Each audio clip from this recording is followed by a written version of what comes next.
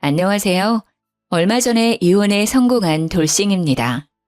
이렇게 글을 적게 되기까지 마음고생이 많았어요. 그래도 이렇게 극복해서 사연글을 작성하게 되었으니 정말 다행인 거죠. 저와 남편은 어려서부터 친하게 지낸 동네 소꿉친구였습니다. 아버지끼리 같은 고향 출신이라 같은 향후회에 다니셨거든요. 가족끼리도 자주 만났기에 어릴 때는 저희 부부도 자주 만나게 됐죠. 사춘기 때는 좀 멀어졌지만 사회인이 되어 다시 만났을 때는 서로에게 관심이 있어 연인으로 발전했습니다.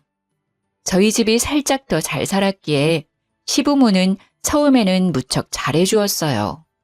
그런 저의 완벽할 것 같았던 결혼 생활에 금이 간 것은 단 한 가지 문제 때문이었습니다. 아가, 도대체 몇 년 동안 우리를 더 기다리게 할 참이냐? 너 시집 오기 전에 호언장담을 했어. 떡두꺼비 같은 손주 척하니 안겨주겠다고. 죄송해요, 아버님. 저희도 이래저래 노력은 하고 있는데 잘 안 생기네요. 으이구, 대체 이게 뭐냔 말이야. 우리 정호 3대 독자야. 자식은 많이 낳아도 모자란데 어찌 단 한 번도 소식이 없어. 손주 타령하는 시부의 모습을 보는 것도 이때쯤엔 지겨워지고 있었습니다. 게다가 오기 싫은 시댁에 매번 들리자는 남편에게도 짜증나기 시작했죠. 아버지, 그만하세요. 우리도 다 노력하고 있어요. 조만간 생길 테니 걱정 마세요. 7년 동안 안 생긴 애가 갑자기 생길 리가 있겠냐? 예, 정호야. 조금이라도 젊을 때 애를 낳아야 해. 그래야 잘 키울 수 있어.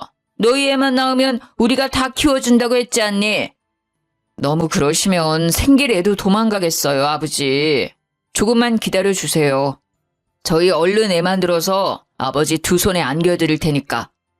이렇게 호언장담의 말을 꺼내는 남편에게도 화가 났습니다.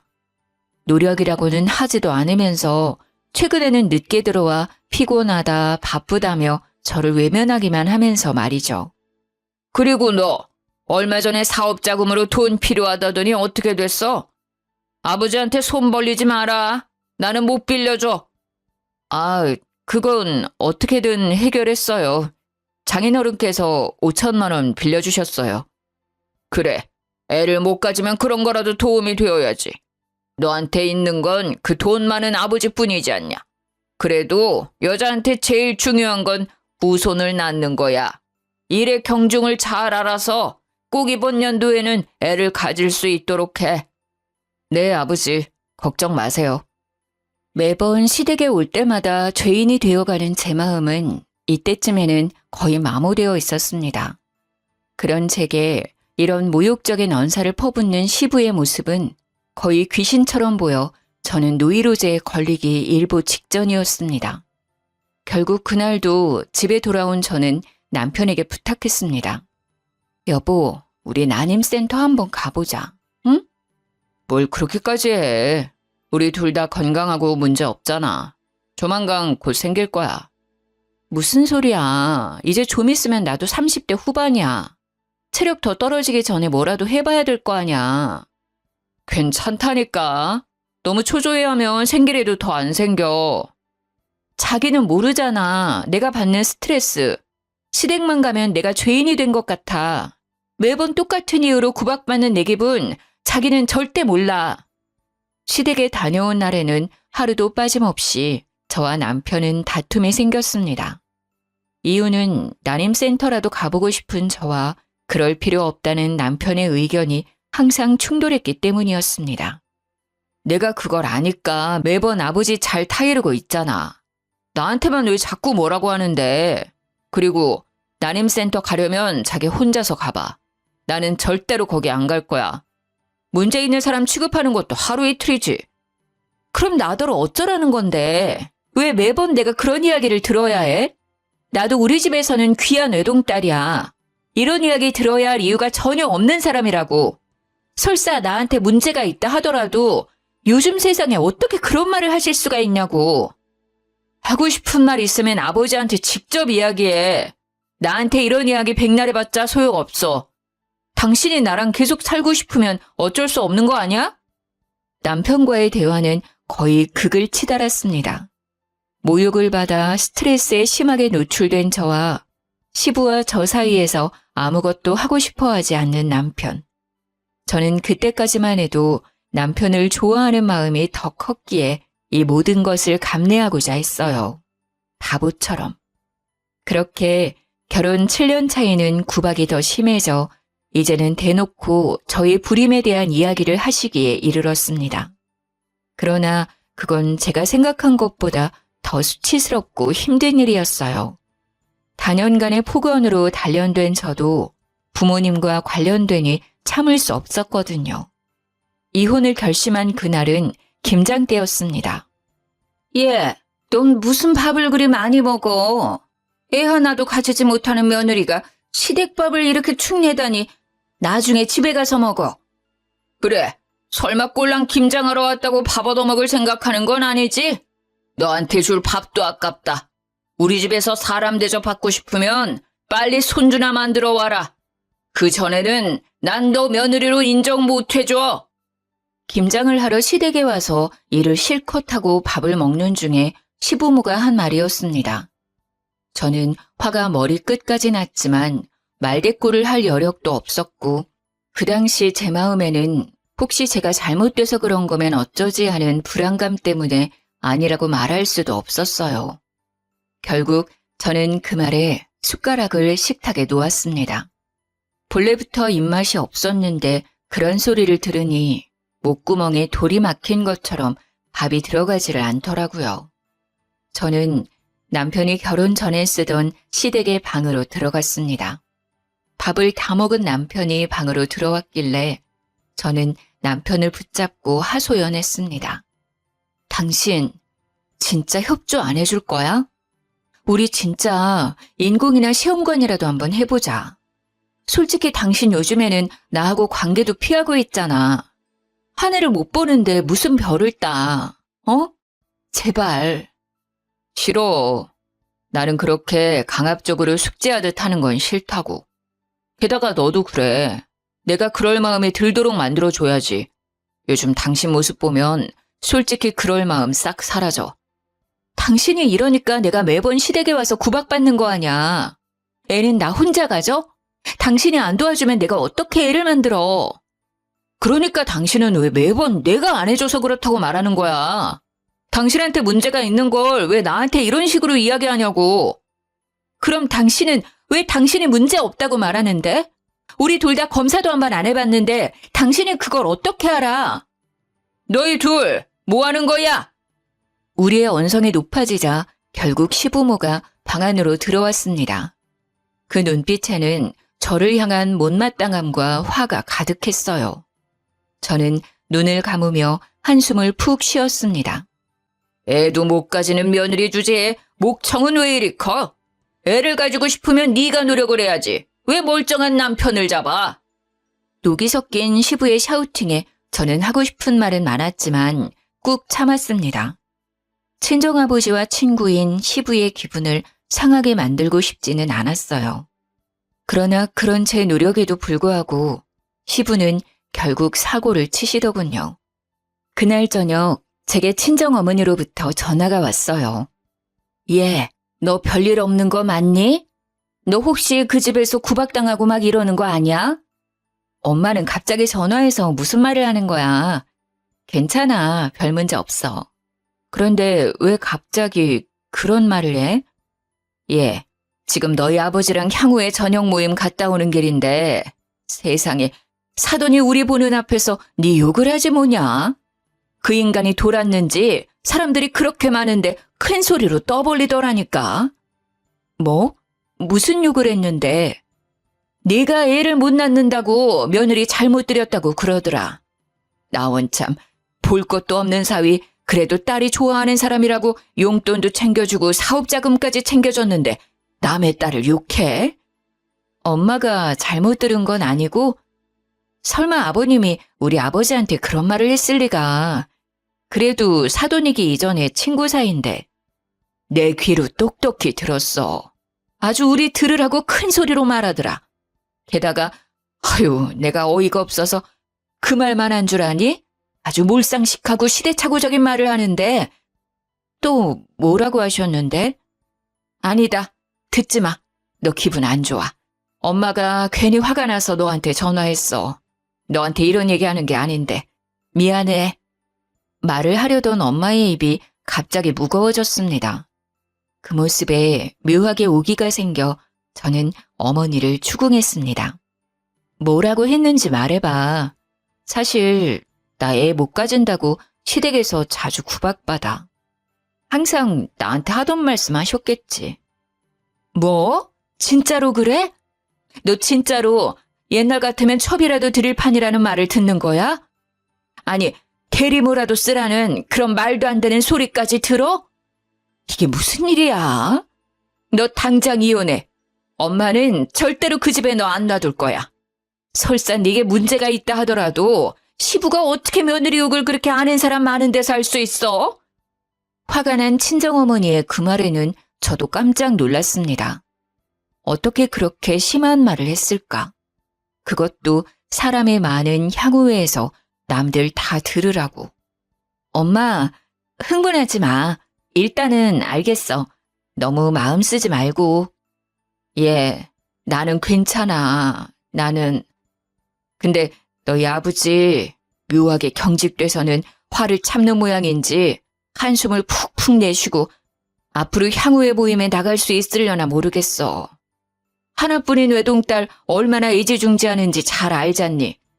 그런 외동딸을 사돈이 그렇게 흠 있는 여자로 소문냈으니 저는 친정어머니의 말에 아무 대꾸도 하지 못했습니다. 모두 제 잘못인 것만 같고 제가 무언가라도 해야 할 것 같다는 생각이 들었어요. 어머니와 전화를 끊은 저는 남편이 들어오기를 기다렸습니다. 그날따라 남편은 늦게 도착했고 저는 어두컴컴한 안방에서 잠도 이루지 못한 채 남편을 맞이했습니다. 여보, 우리 내일 당장 난임센터 가자. 갑자기 무슨 소리야. 그건 안 하고 싶다고 이야기했잖아. 내 친구들이 그냥 마음 편하게 먹고 있으면 생긴다고 했다니까. 그리고 나는 진짜 괜찮아. 절대로 문제 없어. 당신, 내가 무슨 소리 들었는지 알기나 해? 내가 뭘 그렇게 잘못했길래 우리 엄마 아빠한테까지 싫은 소리를 듣게 만들어야 하는데? 왜? 뜬금없이 무슨 소리야. 시아버님께서 향후에 가셔서는 우리 엄마 아빠 들으라고 크게 말씀하셨다더라. 애 못 낳는 며느리 들여서 집안 망하게 생겼다고. 옛날 같으면 첩을 들였을 거라고 대리모를 생각하고 있다고. 그 이야기를 엄마한테 전해 듣는 내 기분이 어떨지 당신은 궁금하지도 않지. 아니, 그 이야기를 직접 들은 우리 부모님 기분이 어떠셨겠어? 설마 아버지가 진짜 그러셨겠어? 장인 장모님이 과장되게 말씀하시는 거겠지. 궁금하면 향후에 낳았던 다른 분들께 물어보시던가. 항상 이런 식이잖아. 난임센터 가서 애 가지는 사람 생각보다 많아.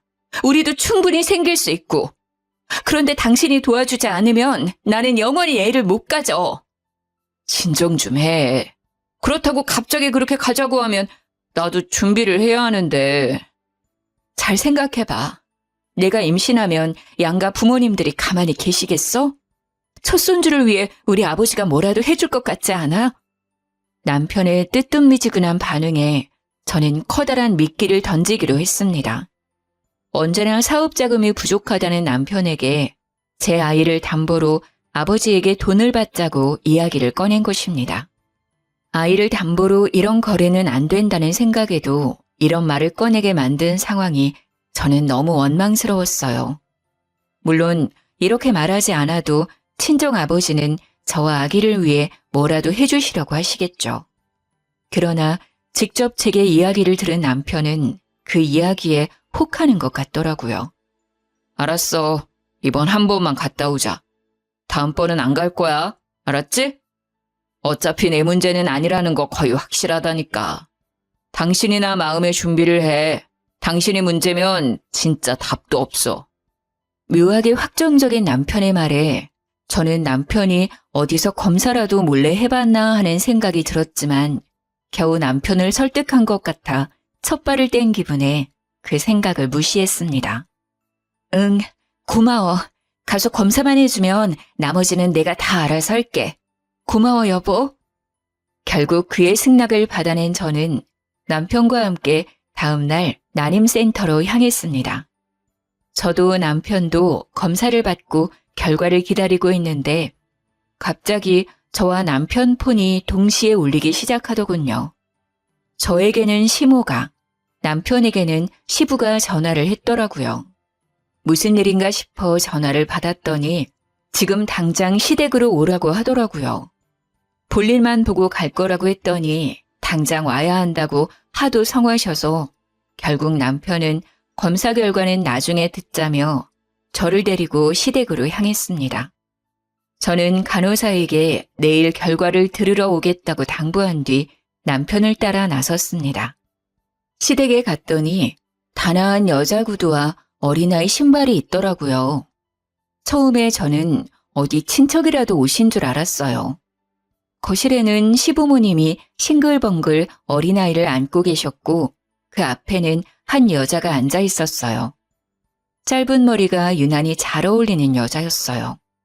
그녀는 저를 한번 슬쩍 보더니 싱긋 웃고는 다시 아이를 안고 있는 시부를 쳐다보았어요. 저는 남편의 옆구리를 찌르며 물었습니다. 여보, 저 사람 누구야? 제 말에도 묵묵부답인 남편의 옆얼굴은 이상하게 잔잔했습니다. 오랜만에 만난 사이라면 반가울 법도 한데 말이죠. 그런데 남편이 그 여자 옆에 앉더라고요. 저도 그래서 남편의 옆에 자리를 잡고 앉았습니다. 정호야, 이 여자가 너 찾아왔어. 우리는 대충 얘기를 들었다만 네 안사람도 들어야 되지 않겠니? 여러모로 정리를 하려면. 저는 시모의 말을 이때까지만 해도 이해를 할 수 없었습니다. 그러나 시모의 말에도 남편은 말을 꺼내지 못하고 있었습니다. 정호 씨가 말하기 힘들어하니까 제가 말씀드릴게요. 저는 정호 씨와 4년간 사귄 김선영이라고 해요. 네? 제가 당신 몰래 정호 씨와 사귄 여자라고요.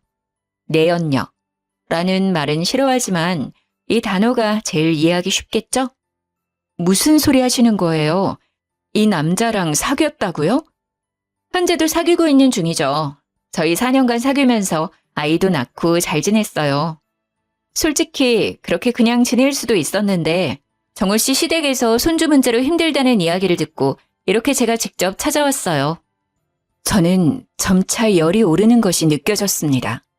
게다가 남편에게 오려는 아이의 모습을 보니 그 말이 거짓도 아니라는 걸 느꼈습니다. 남편은 능숙한 솜씨로 아이를 안아주더군요. 제가 보고 싶었던 광경이긴 했지만 남편 품 안의 아이가 제 아이가 아니라는 것은 기분 나쁨을 넘어 소름 끼치는 일이었습니다. 솔직히 당신도 힘들잖아요. 그냥 이쯤에서 그만하시고 저한테 그 자리를 넘겨주시는 게 어떨까 하는데 괜찮으시죠? 자리를 넘겨달라니 이혼을 하라 말인가요? 네, 그래야 제가 며느리가 되고 제 아들이 손주가 되잖아요. 어차피 애도 없고 문제 있는 당신은 여기에 있을 자리도 없잖아요. 잠시만요.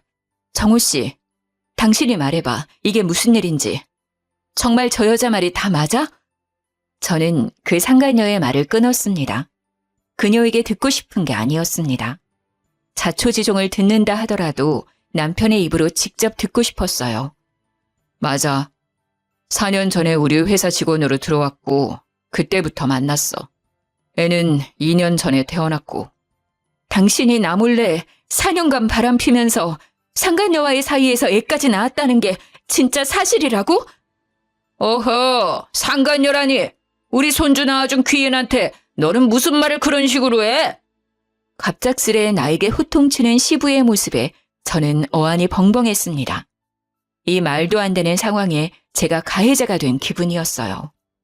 분명히 제가 피해자임에도 이 사람들은 제가 잘못했다고 저를 다그치고 있더라고요. 지금 여기 있는 사람들 중에 제정신인 사람이 저뿐인가요? 어느 시댁에 정식으로 결혼한 며느리보다 상간녀를 더 두둔하시는 건가요? 이건 아니죠. 어디서 말을 함부로 해? 이게 다 네 잘못 아니냐? 네가 애 못 낳는 성녀라는 걸 알았으면 절대 너랑 우리 정우 결혼시키지 않았을 거다. 제가 성녀인지 아닌지 어떻게 하시는데요? 왜 제가 항상 문제라고 말씀하시는 거냐고요? 네가 못한 걸 정우 애인이 해주지 않았냐? 어디서 목청을 크게 높여? 네가 뭘 잘했다고? 7년 동안 시간만 잡아먹으면서 대까지 끊기게 만들고. 이 심한 것. 그러고도 하늘 같은 시어른 얼굴을 똑바로 보면서 말대꾸를 해? 시부의 반발은 어마어마했습니다. 잘못한 것은 분명 남편인데 어느새 모든 질책은 제가 받고 있었습니다.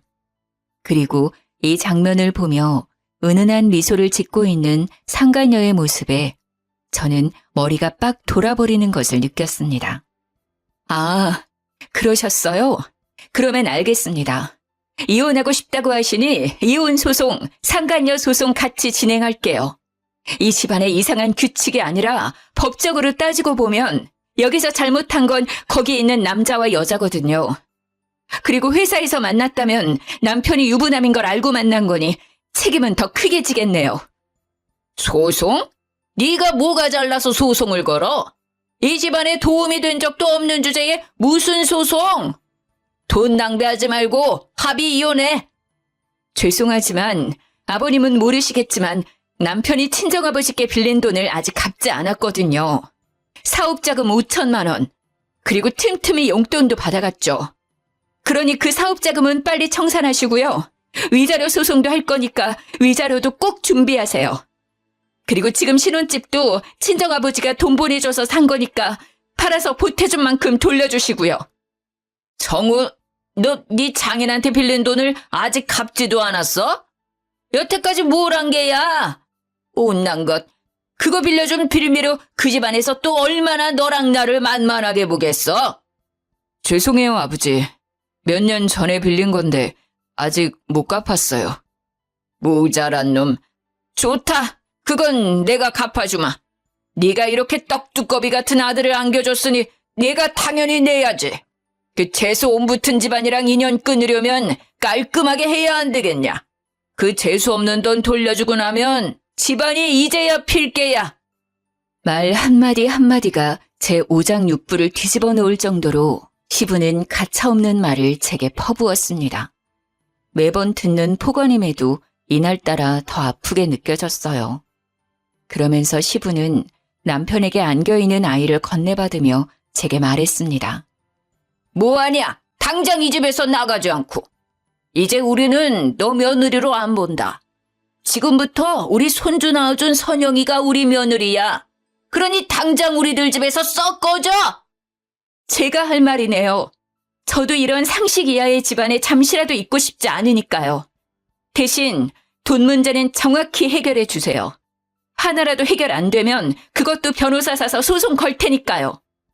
아이고, 그러세요? 우리도 그 집안에 빌린 돈 필요 없어. 내가 빚을 내서라도 갚아줄 테니 우리 정우 집에 있는 짐도 빨리 싸서 나가! 그 집, 제 집이기도 해요. 나가더라도 제가 산 것들은 다 처리하고 나갈 테니 그리들 아세요. 그러나 아무도 제 말을 듣지 않고 있더군요. 아니, 들은 척도 하지 않았어요. 그저 단란한 가족처럼 서로를 바라보며 웃고 있더군요. 저는 울분을 삼키며 그 집안에서 뛰쳐나왔습니다. 친정에 돌아온 저는 패배자의 기분을 곱씹고 있었습니다. 저는 이혼과 상간녀 소송을 동시에 진행하기로 했습니다. 분명히 상대방이 유책 배우자이고 제가 피해를 본 사람임에도 시댁은 기분이 좋아 신나서 이혼 소송에 적극적으로 임하더군요. 돈 관계 깨끗하게 청산하고 새로이 가족을 만들어 살겠다는 그 적극적인 행동이 저를 더 화나게 만들었어요. 어떻게 하면 이 사람들에게 제가 느낀 기분을 조금이라도 느끼게 해줄 수 있을까 하는 마음에 매일 잠 못 이루던 그때 전화가 한 통 왔습니다. 안녕하세요. 저번에 검사하러 오신 산부인과거든요. 그때 다음날 결과 들으러 오신다고 하고 안 오셔서 연락드려요. 검사 결과상 이상이 있으니 꼭 들으러 오세요. 전에 난임 검사했던 산부인과에서 온 연락이었습니다. 가지 않으려 했지만 결과에 이상이 있다는 이야기에 설마 진짜 제 몸에 이상이 있나 싶어 당장 준비해 산부인과로 달려갔어요. 선생님, 제게 혹시 문제가 있는 건가요? 아니요. 아내분께는 큰 문제가 없습니다. 산전검사 결과도 깨끗하고 자궁도 깨끗해요. 그런데 남편분은 같이 오지 않으셨네요. 같이 들으러 오실 줄 알았더니. 아, 지금 사정이 있어서 저만 오게 됐어요. 혹시 뭐가 안 좋나요? 남성분 정자 검사 결과가 그다지 좋지 않습니다. 이 상태면 7년 동안 아무리 자연 임신을 유도해도 안 될 가능성이 너무 높아요. 실제로도 생기지 않았으니 잘 아시리라 생각합니다. 요즘은 워낙 기술이 발달해서 난임은 있어도 불임은 거의 없다고 봐요. 아내분이 곧 30대 후반이시니 인공수정이나 시험관 쪽을 한번 생각해 보는 것이 어떠실까요? 남편 검사 결과가 어떤데요, 선생님? 일단 정자수가 많지 않아요. 그런데 그것보다 더 중요한 건 정자의 운동성과 직진성도 낮고 정상 정자 비율이 1% 미만이라 자연적으로는 임신이 힘들어요. 네? 혹시 임신이 되는 경우도 있나요? 정말로 아주 간혹 임신이 되는 경우도 있지만 그렇게 쉽게 가질 수는 없을 겁니다. 이 정도 수치면 거의 무정자증에 가까울 정도의 수치라. 그래도 시험관으로 하시면 의사의 말에 저는 눈이 번쩍 뜨였습니다. 그 뒤의 이야기가 눈에 들어오지 않았어요. 혹시나 그 아이가 남편의 아이가 아니지 않을까? 아니, 그 아이가 남편의 아이라 하더라도 내가 난임의 원인은 아니라는 증거를 제시할 수 있다는 생각이 들었죠. 복수를 할 수 있는 기회가 드디어 제게 온 것입니다. 아니요. 저기 선생님, 혹시 검사 결과를 집으로 보내도 될까요? 남편과 연락이 잘 안 돼서 우편으로 보내면 잘 볼 것 같거든요. 네, 그럼 나가는 길에 주소 알려주고 가시면 검사 결과 보내드릴게요. 그리고 이 정도로 안 좋은 검사 결과라도 가능성이 없지 않으니 나중에라도 꼭 찾아오세요. 저는 나가면서 간호사에게 시댁 집 주소를 알려주었습니다. 혹시나 몰라 한 통 더 남편의 회사로 보내기로 했죠.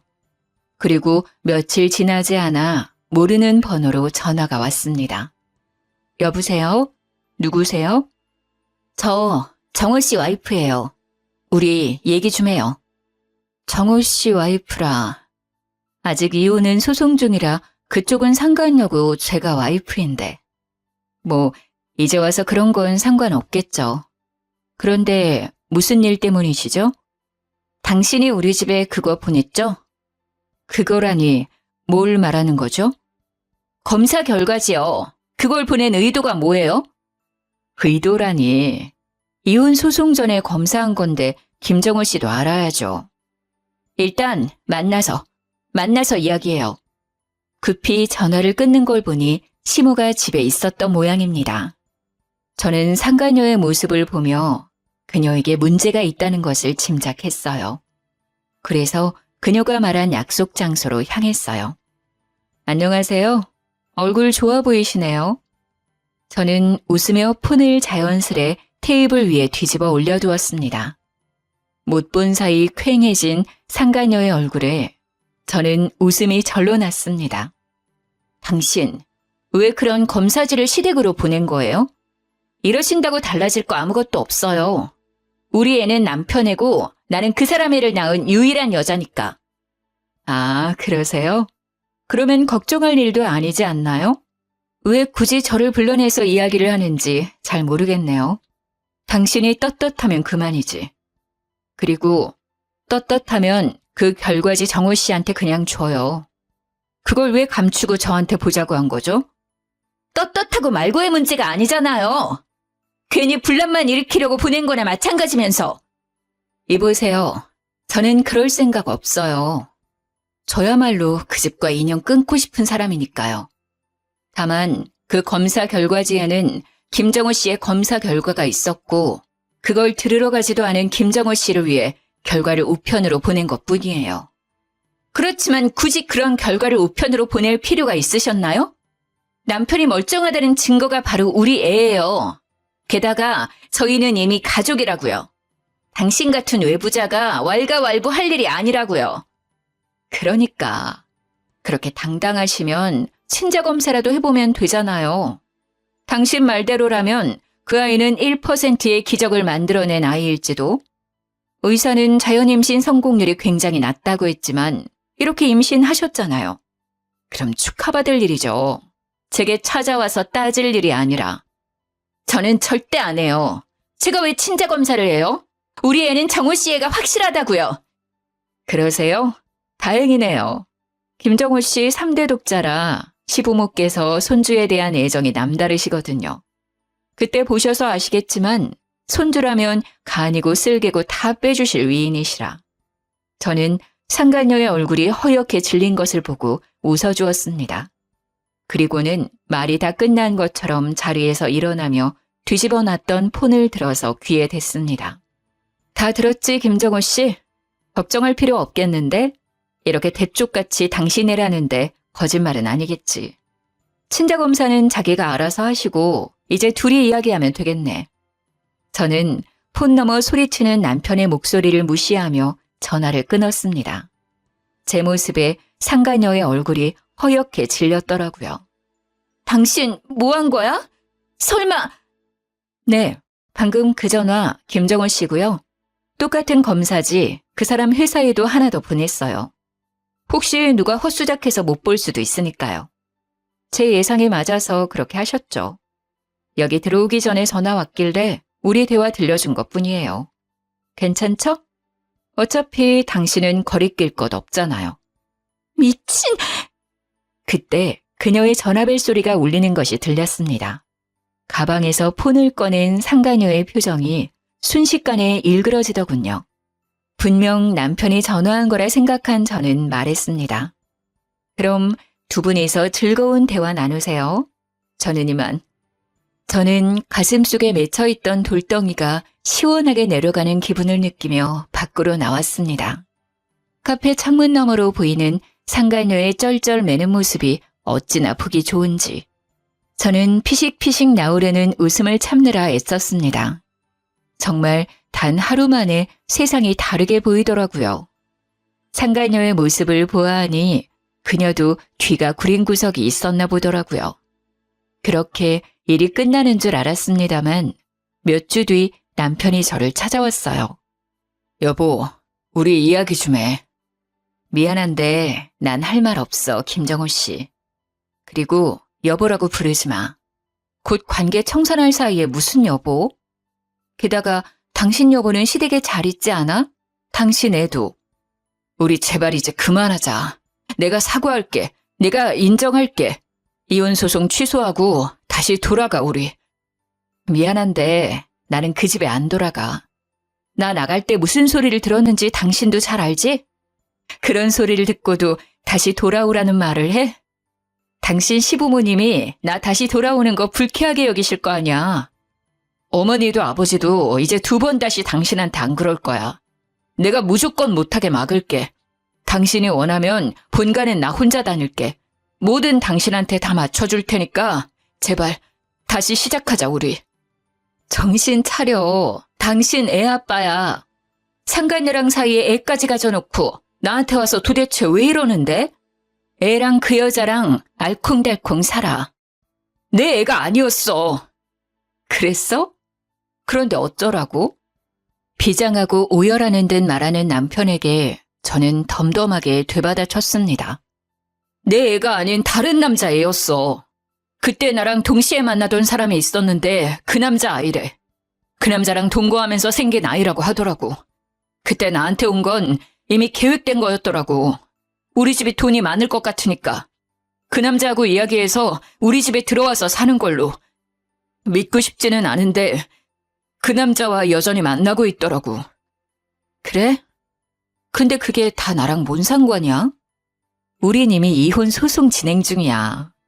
그리고 난 그 상간녀 소송도 취하할 생각 없거든? 당신이 뭔가 피해를 봤으면 그 여자랑 해결해야 하는 거 아니야? 왜 나한테 와서 이러는지 모르겠는데? 나 속았다고. 그 여자 완전 선수였어. 그런 미친년한테 속은 내가 불쌍하지도 않아? 그럼 애 못 가진다고 상간녀 앞에서 쫓겨나간 나는 불쌍하지도 않았어? 어떻게 하나부터 열까지 다 자기 생각만 해? 그래, 너 불쌍하다. 그런데 난 안 불쌍하니? 네가 인간이면 여기 와서 이러는 거 정말 잘못된 거라는 생각 안 들어? 미안해. 그러니까 사과하잖아. 거기다가 장인어른께 빌린 돈 5천만 원도 그 여자한테 속아서 뺏겼어. 그 돈은 애 아빠한테 다 줬다고 하더라고. 어차피 지금 당장 그 돈도 못 갚아. 그러니 소송 취하하고 재결합하자. 어? 내가 정말 더 잘할게. 미안한데 나는 당신에게 돌아가고 싶은 마음이 하나도 없어. 뭐 때문인 줄 알아? 나도 애가 갖고 싶거든. 근데 당신은 나에게 애를 줄 수 없잖아. 당신이 애를 줄 수 있다 하더라도 나는 상간녀랑 바람피는 남자 유전자를 내 아이한테 물려주고 싶지가 않아. 솔직히 당신이 사실상 무정자증인 걸 알고 나니 이 이혼 소송이 참 고마워지고 있는 참이야. 어떻게 그런 식으로 말할 수가 있어? 이런 모욕적인 발언을 어떻게 할 수가 있어? 내 상황 뻔히 알면서. 당신 진짜 잔인한 여자야. 그치만 맞는 말이잖아. 게다가 다른 사람들은 몰라도 당신은 그렇게 힘들어하면 안 되지.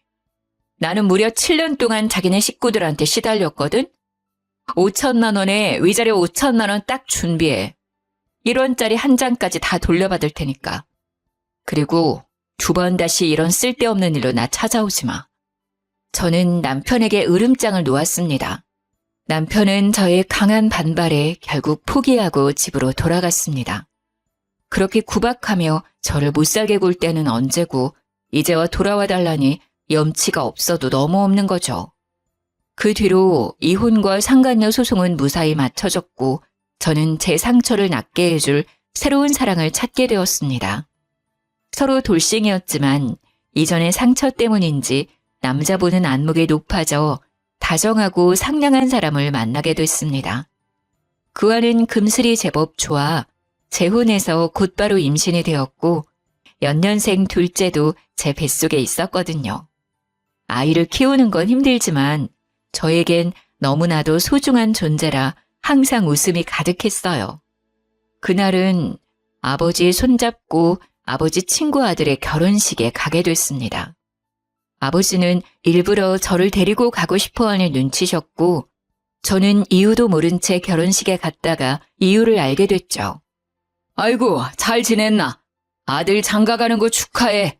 이제 곧 손주 볼 날도 머지않았구만. 그래, 40이 다 돼서 가는 아들 장가가 이렇게 기분이 좋아. 아이고, 근데 이 귀여운 아이는 누군가? 아, 우리 손주라네. 그리고 옆에 우리 딸. 아, 그런데 할아버지가 됐다는 소식은 못 들었는데. 뭐 그렇지. 손주 봐주느라 요즘 집안이 떠들썩해. 재롱 보느라 바쁘기도 하고. 이 작은 녀석이 우리 집 주인이지. 즐거운 마음에 농까지 섞어가며 대화를 나누던 친정아버지와 그 모습을 궁색한 표정으로 바라보고 있는 전 시부가 보였습니다. 아버지는 일부러 시부의 근처에 자리를 잡고 큰 소리로 말했어요. 여기 첫째 손주는 요즘 말로 허니문 베이비라고 신혼여행에서 생겼지 뭐야. 게다가 벌써 둘째 손녀도 딸 뱃속에 있지. 뱃속 둘째가 태어나면 또 우리 부부가 바쁠 거야.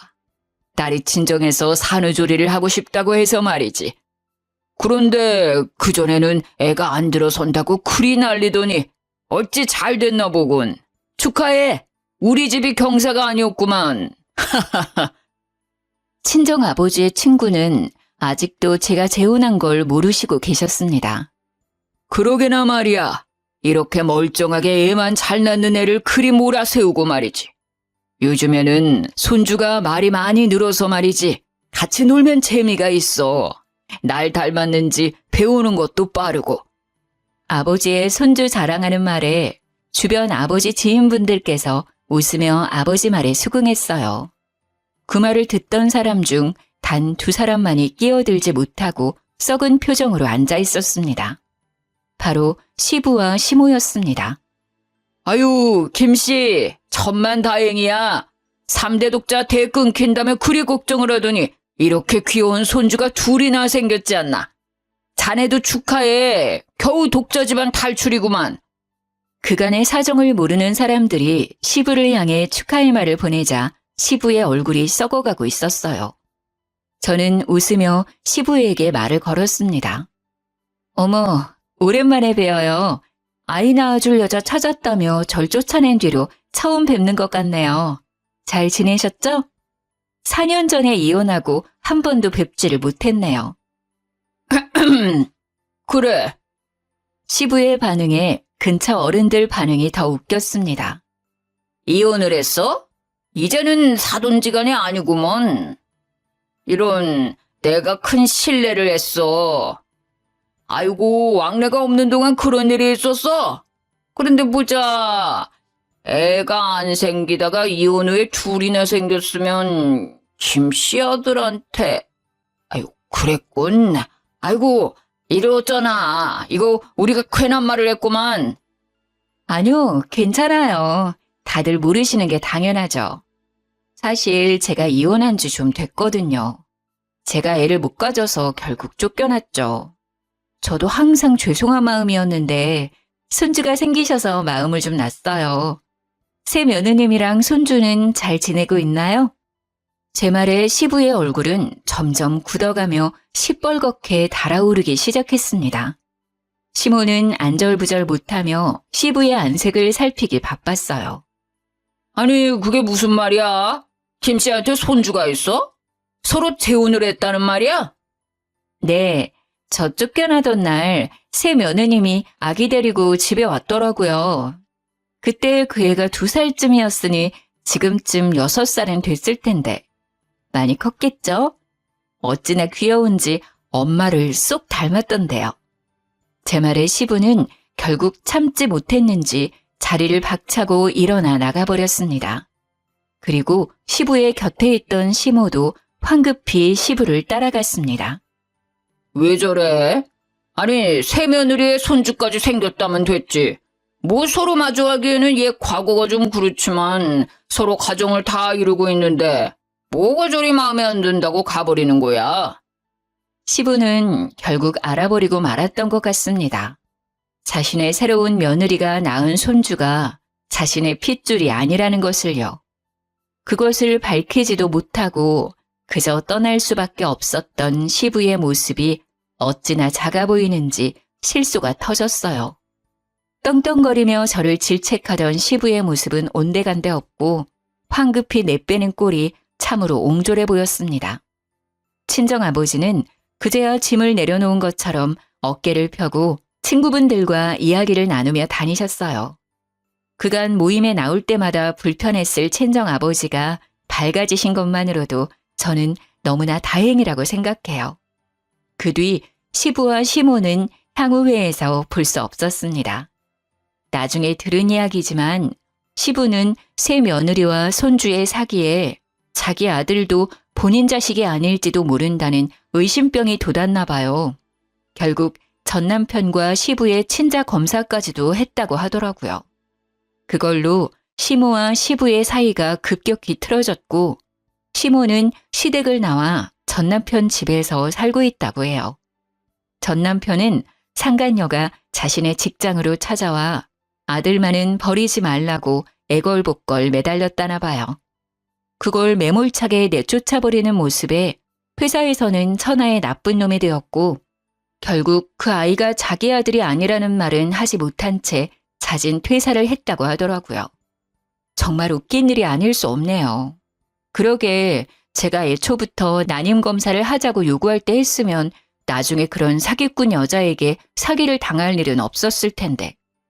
그 여자에게 기분은 나빴지만 어찌 보면 다행이에요. 계속 그 집구석에 있었으면 저도 미쳐버렸을지도 모르니까요. 어때요? 제 이혼 이야기가 재미있으셨나요? 사실 저도 가끔 이 일을 떠올리면 웃길 때가 있어요. 제가 행복하다는 반증이겠죠? 지금까지 저와 함께 웃어주셔서 감사해요. 그리고 이번에는 꼭 행복해 줄게요.